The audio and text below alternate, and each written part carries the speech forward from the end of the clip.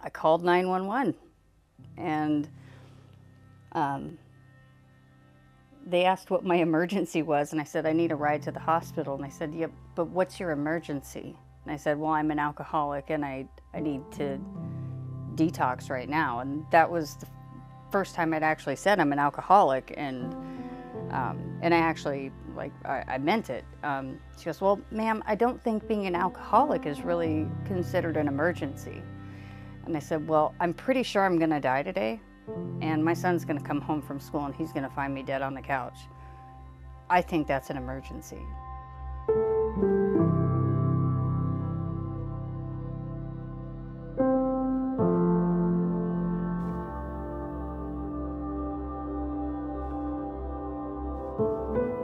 My name is Sarah Weber. I am the Family Support Coordinator and Peer Support for Volunteers of America, Alaska.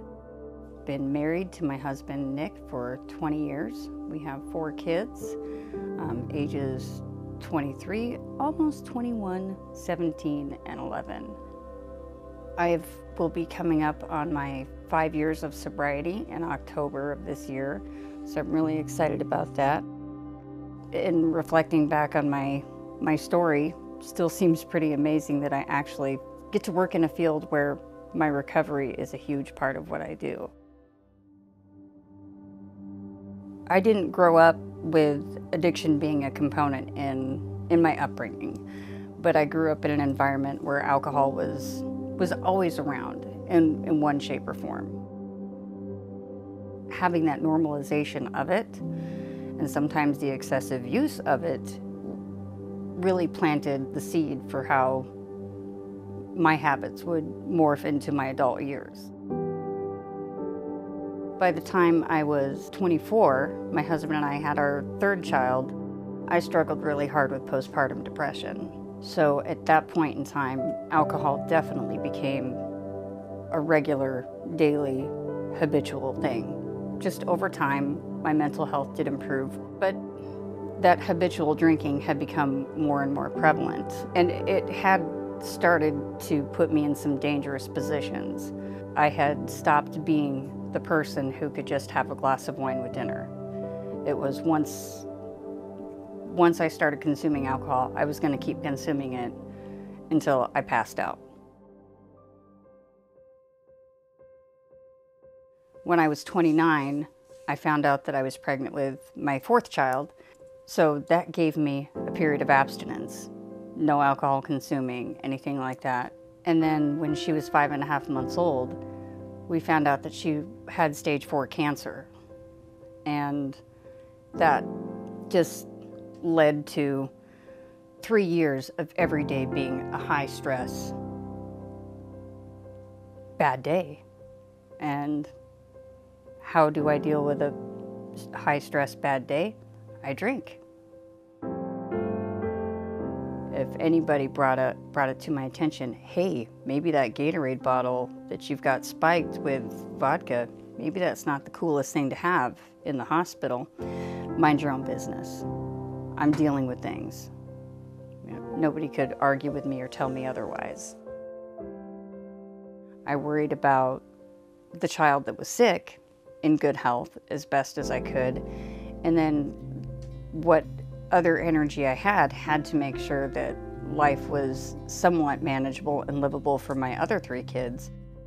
Having so much undetermined and up in the air, not being able to solidify any plans, was probably the most helpless I think I had ever felt in my entire life. Like, just as an individual, and then as a parent, I had no control over anything. Once Faye's health stabilized, it was one of the most mind-blowing statements anybody ever made to me was, go be normal, just go home, be normal. I had no idea what that was.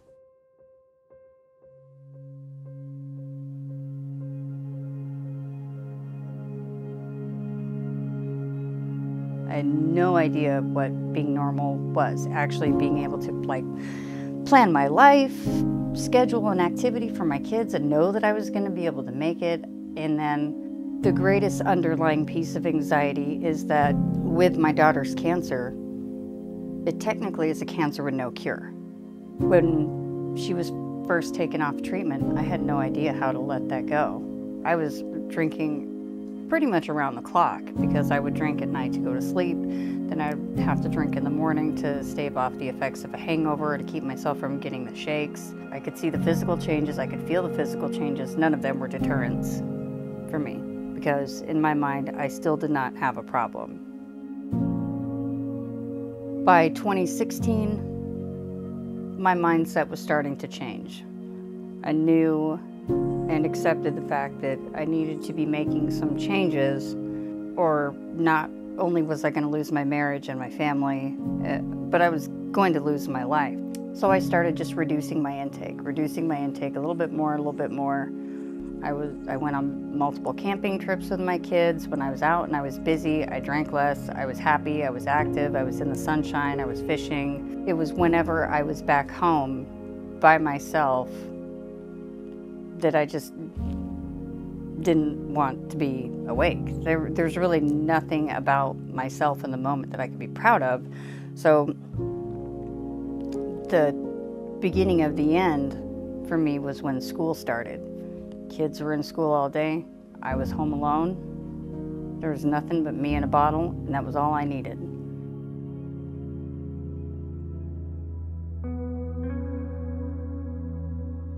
I woke up Monday morning, October 9th of 2017. I got my kids off to school, and I just sat on my knees on my living room floor. If I call for help, this means I have to go to work. Like this is gonna be where the hard stuff. It's not gonna be easy. It's gonna be painful. It's gonna be miserable. If I finish the rest of this bottle, which is like a 2/3 full giant bottle of vodka, that's easy. That's an easy out. But I knew that would be what finished me off. In that moment, I kind of played the tape forward in my head, and I like envisioned what the series of events would be that day.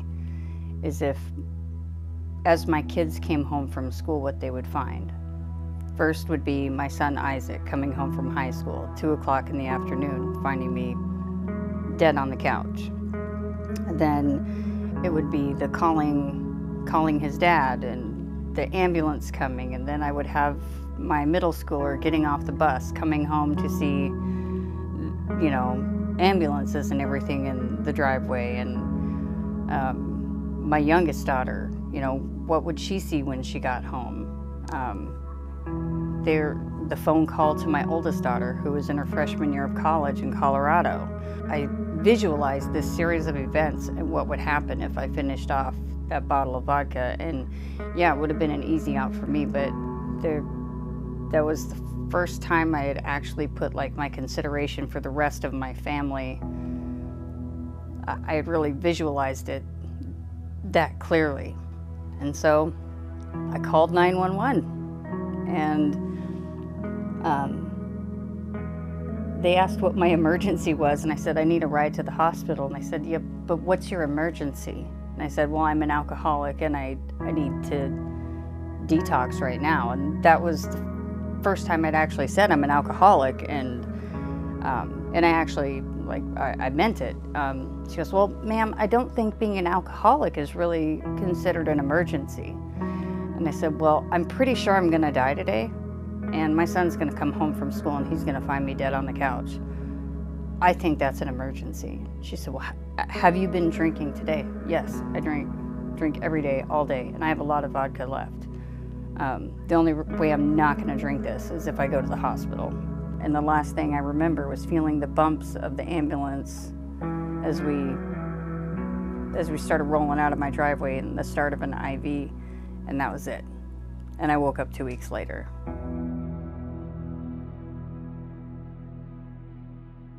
When I did wake up, I didn't know where I was. I really didn't know who anybody was. I couldn't talk. I didn't have the strength to lift my own head. I could barely lift my fingers. And because I couldn't verbally speak, I was just trapped with my thoughts. I couldn't even ask any questions. As I started being able to recognize my family, realized that through them telling me that, you know, I had been in a coma for 2 weeks, that I had been on life support, that while I was on life support, I was given my last rites by 2 different priests. My kids had been told on a few different occasions over that time period that I was not going to survive the night. My liver had completely shut down, my kidneys had completely shut down, I had pneumonia from the amount of fluid that had accumulated in my abdomen, because that's something that happens when your kidneys and liver don't work. It had completely compressed my entire digestive system, so my digestive system was completely shut down. The only thing that I had really going for me in that moment was that I have a very strong heart. Getting out of the hospital, I'd have to say that's when the real work began. And I also needed a time to recoup and be able to take care of myself before I tried to come back into my home and even attempt at being a mother or a wife again. I attended my first AA meeting a week after getting out of the hospital, and I walked into this meeting and I was like, oh man, this isn't gonna work. At 37 years old, I was the youngest one in that meeting and just kind of felt out of my element. And then as soon as the conversation started, I knew I had found my people.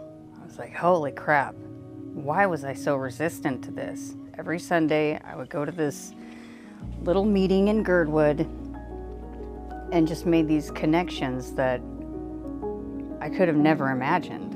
And realizing that addiction is this equal opportunity disease. It was in those first few meetings that I realized that. It's like, it doesn't matter how old we are or what our life history has been. We're all addicts, we're all alcoholics. Our stories can be totally different and have so many similarities at the same time. I share my story to hopefully let somebody else know that they're not alone. I want to be the resource to others that I could not find when I needed help. I want to be as open as humanly possible so somebody else might say, well, if she can do it, so can I. I just want anybody who is struggling with addiction or has a family member with addiction that you're not alone. You're not bad. You're not evil. We do recover, and that's the most important one. We do recover, and recovery is possible for all of us. It just takes a lot of work, and just want to be that resource for people when they reach out. Most important, we do recover.